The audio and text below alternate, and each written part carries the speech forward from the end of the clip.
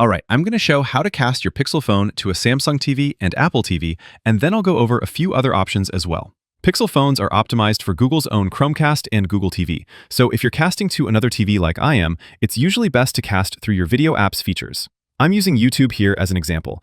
I'll just play any video, and then when I get the video playing, look for this little casting button on the top of the video player. As long as your phone and TV are on the same Wi-Fi, it'll usually recognize the TV here, and you can cast the video directly to the TV.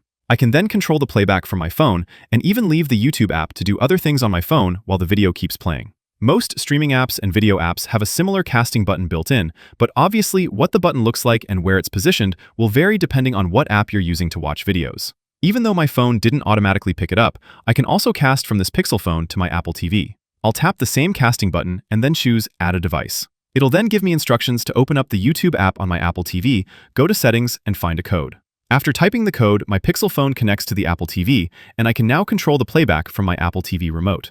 Of course, the quickest and easiest way to cast stuff from a Pixel phone is to use Google's Chromecast. It's an external device, sort of a receiver, that you plug into your existing TV. Casting from inside an app is what I just covered. That's my go-to option. And like I said, most apps have this feature built in. If you're on a Pixel 8 or newer, one backup solution is to use a cable. USB-C to HDMI, and you're good to go. And you can mirror your entire display. And sometimes you can use the Google Home app.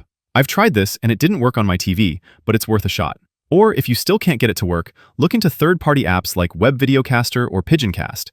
They can often act as a bridge to send your screen to TVs that otherwise refuse to talk to your phone.